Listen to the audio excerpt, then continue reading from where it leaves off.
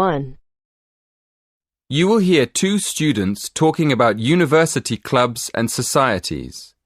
First, in the exam, you will have 20 seconds to look at questions 1 to 7.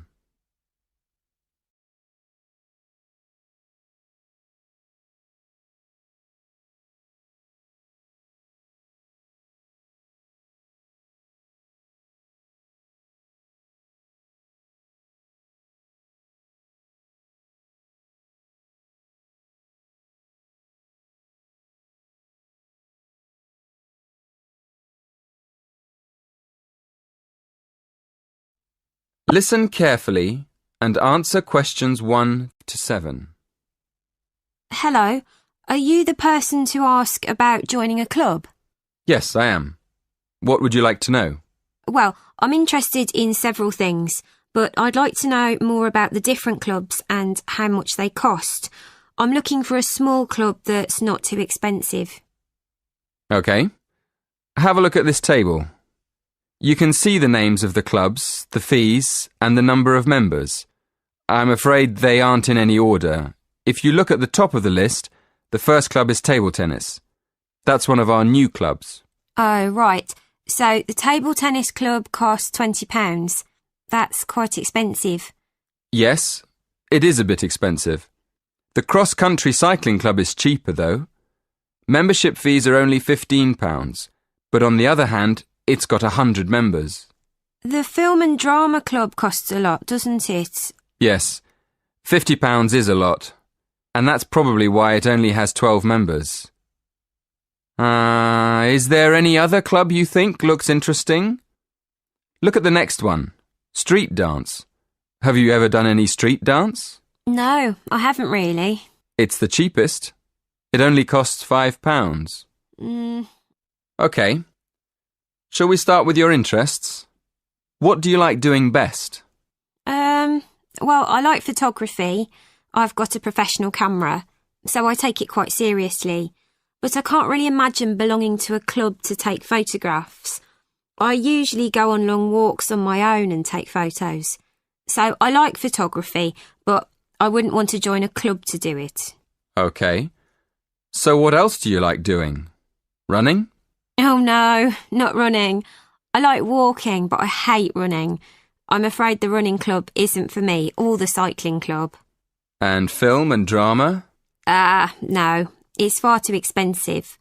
But I do like yoga. I've practiced yoga on and off for years. How many members does the yoga club have?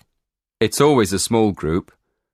A lot of people sign up at the beginning of term, but they stop going after a few weeks. So they're left with a few regular members every year. That sounds good. I think I'd like to join the yoga club. And what about the contemporary dance club? Is it expensive? Contemporary dance? No. It's not expensive. £10 for the term. Do you like dance? Well, I've never tried contemporary dance, but I do like jazz and tap dance. How often does the group meet? Before you hear the rest of the conversation, in the exam, you will have 20 seconds to look at questions 8 to 10.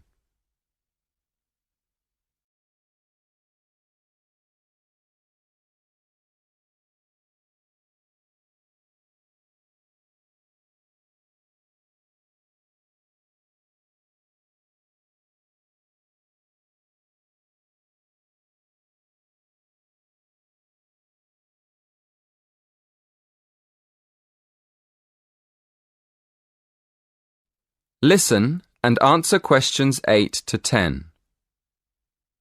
So, can I have your full name, please? Victoria Mandeville. Mandavil? No. Mandeville. L-E. Thank you. And how old are you? 19. And your address? 57, Berry Gardens, Atherton Park, Manchester, M46. How do you spell Berry? B-E-R-R-Y? No, it's B-U-R-Y. Right, B-U-R-Y. And do you have a contact number? Yes, my mobile is 07942 573 279. 07942 573 279. Yes, that's right. Is that all? One more thing. Do you have an email address?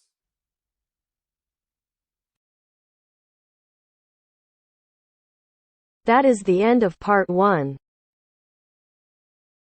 You now have half a minute to check your answers.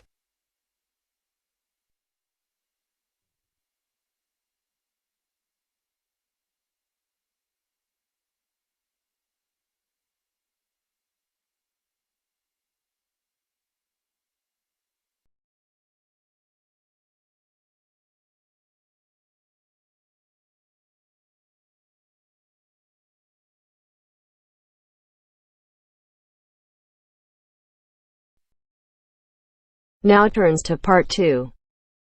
Part 2. You will hear a recorded message giving information about an area where tourists can visit to taste local food. First, you will have some time to look at questions 11 to 13.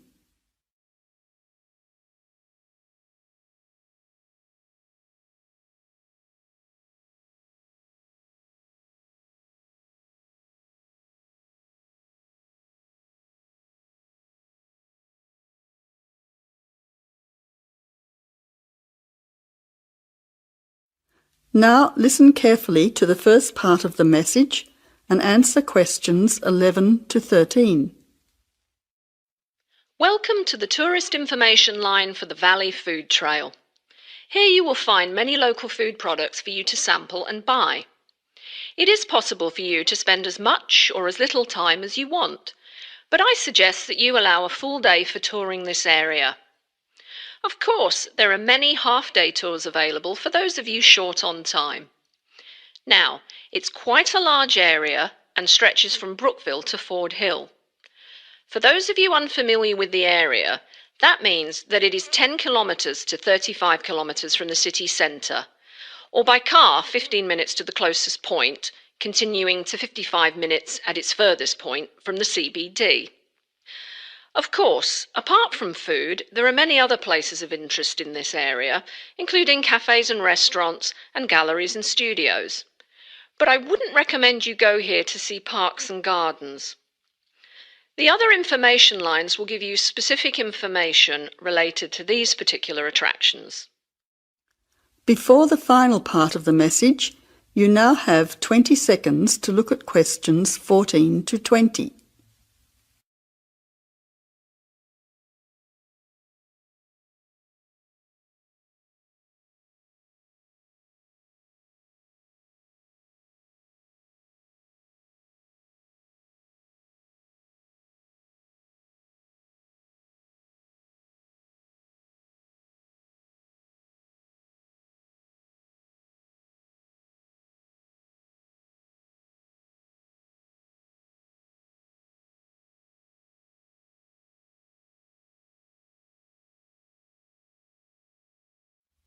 Now answer questions 14 to 20. But let's go back to food. If we begin in Brookville and head north towards Upper Valley in a clockwise direction, passing West Valley on West Road, we cross over Coast Road to come to our first place of interest, Magic Coffee. This is not to be confused with the Coffee House, situated opposite on the other side of the valley on the railway line. Magic Coffee is next to the Chocolate Company, which is on the corner. Just past the ice cream shop on the corner of John Street is the fresh produce shop. A little further north we have reached Ford Hill, where we can start our drive southwards along Great Northern Highway following the railway line. First we come to the organic market near the corner of Memorial Avenue, and then to Olive Farm opposite Olive Road. Just before we come to the next street crossing, we see the Honey Pot, which is practically opposite the coffee house. There is another chocolate company which sells nougat as well, just nearby. Following the railway line along Great Northern Highway, we return back to Brookville. Now, as I have said previously, if you only have a few hours to spare, there are several places that you shouldn't miss. The two chocolate places make equally nice chocolate, but the factory has the added bonus of nougat, unlike the company. Of course, everyone loves ice cream, especially unusual flavours such as coffee and nougat, so the ice creamery is definitely worth a visit. And while the coffee house sells expertly made hot drinks, including hot chocolate, I think your time would be better spent sampling the many products on offer at the organic market. Well, I hope you enjoy your time visiting the Valley Food Trail and enjoy all the wonderful local foods on offer.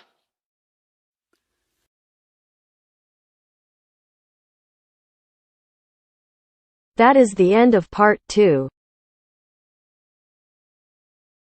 You now have half a minute to check your answers.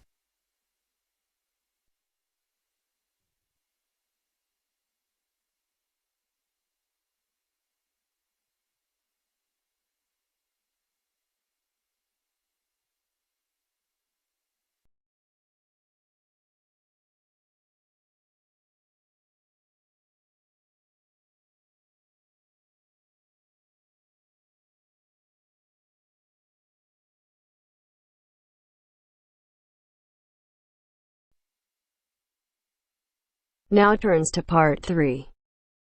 Part 3. You are going to hear a conversation between a student and a tutor. First, you have some time to look at questions 21 to 25.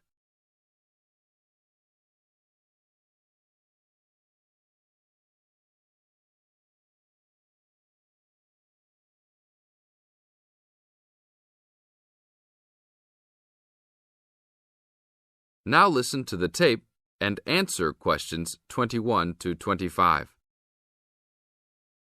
Hi, Brad. I was wondering if you have time to answer some of my questions about my upcoming test. Sure, no problem, Jeff. What is it that you're having problems on? Well, it's for my English final. We have to prepare a 5-minute speech to present in front of the whole class, including the professor, so I'm a little bit worried. Is there any specific topic, or can you do it on whatever you want? It has to have something to do with the origins of English literature. I'm thinking of doing it on Shakespeare, but I bet many other students will have the same idea. That's fine. Don't worry if others are doing the same thing. As long as you do a good job, that's all that counts. A good professor will grade all students fairly. You really think so? I suppose Shakespeare is the most famous author, so it should be fine. Besides, Shakespeare has so many works. You only have to choose a couple of them and talk about those. I guess you're right. Do you have any advice about how to prepare a speech? First, you need to select your topic. Have you done this yet? Yes, I have lots of information on Shakespeare. Good. Next, you should do a research on a specific topic. Do you have a deadline for which to turn in your speech topic? The deadline is next Tuesday. So you should have a detailed outline of what you will say by then. Do not just turn in a piece of paper saying Shakespeare on it. That will not give your professor any idea as to what you will be talking about. OK, so you think I should write out an outline of my speech? Of course! Writing your speech out in outline form is essential. No one could give a speech from scratch. Even the president must refer to his outline when giving a speech. An outline will give you a good structure to base your speech on. Now look at questions 26 to 30.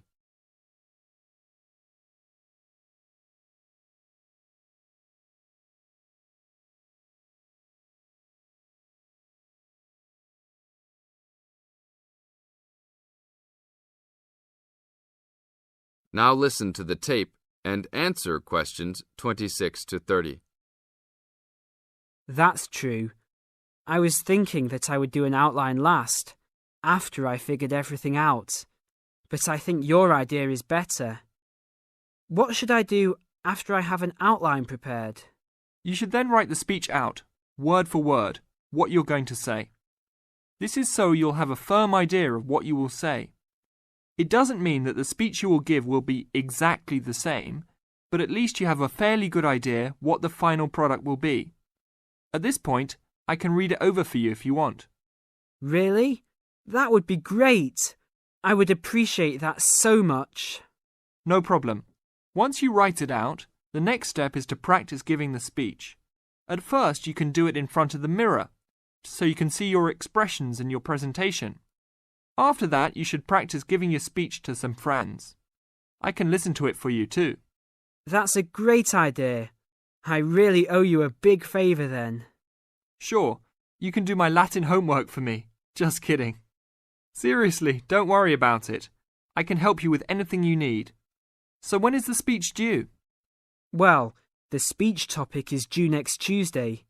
The speech itself will be due next Friday. I can help you any time you want because I have no tests this next week. Besides, I'm an English major and Shakespeare is one of my favourite authors, so helping you out will be no big deal. Thanks so much. Well, I'm going to the library to get started on all this. I'll call you tomorrow. See you tomorrow then. That is the end of part 3. You now have half a minute to check your answers.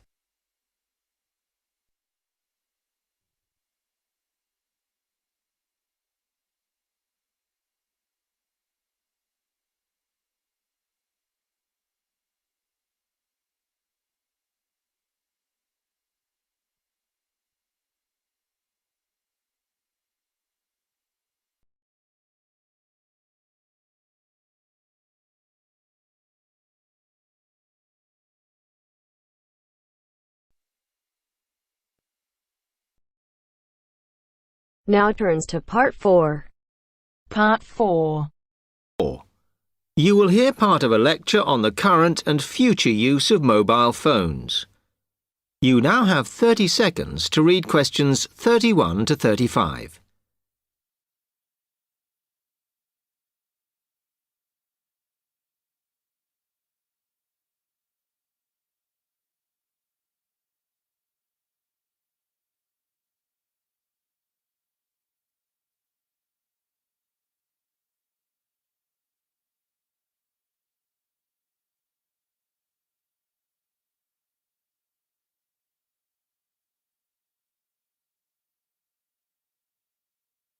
Okay, now today we're looking at changes in communication, and specifically changes that have just happened or are likely to happen in the next few years.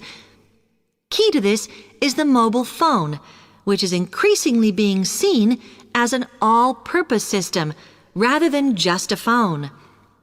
If you only use your phone for texting and making calls now, you will be amazed at how you'll be using it in the future.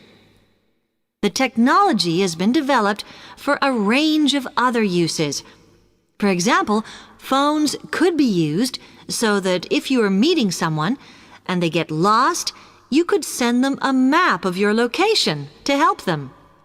This will save all those complicated explanations over the phone and our poor friends or colleagues trying to drive and find out where they are at the same time. And if you get bored waiting, or if you're traveling, for example, you will soon be able to see TV news on your phone as it is actually being broadcast. This means that you won't have to miss any of your favorites if you were away for a few days. Most people have got used to texting now, and young people send pictures to each other. But what is exciting is the possibility of putting music with them before you send them. And it's not all frivolous. Phones are going to become even more critical in business and education. Some recent developments have a highly practical usage. So, for example, as lecturers, we will be able to send everybody a text to let them know if lectures have been cancelled. And the new phones could have a further use in education, as well as business, as they will enable us to go to any destination, such as when we are doing a field trip, for instance. and from there to send data directly to a computer so that we can access it when we get home. This means we will no longer be limited by what the phone can store. You now have 30 seconds to read questions 36 to 40.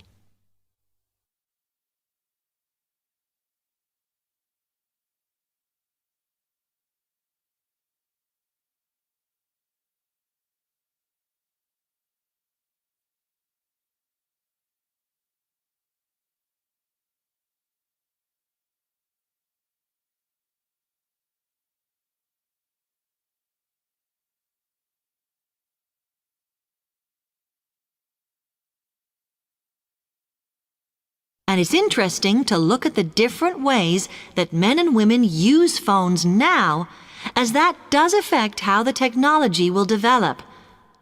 Some research has been done on how people use phones, and some of the results are surprising. One of the increasing usages of mobile phones is to get all sorts of data, such as phone numbers, the weather, train times, etc. And while there's been an attempt to set up connections with things that women might be interested in accessing, it is overwhelmingly men who do this. But what about the traditional use of a phone? To speak to people? I suppose we would predict that it is mainly women who use phones as a method of contact for friends and family, but, in fact, the genders exploit this facility equally. I've spoken about the increased business usages that phones will offer, and I suppose we would associate this usage with men. The survey picked up, though, that women are often working from home or catching up with work in the evenings, so they use phones in this way as much as men do. Most of us are aware we can store photos on our phones. It's an ideal method of capturing a moment wherever you are. Women tend to be the group that keep photos on their phones, but it seems that men use their phones to actually take pictures much more than women do. And of course, all this knowledge affects the marketing that the companies will do in order to sell the phone.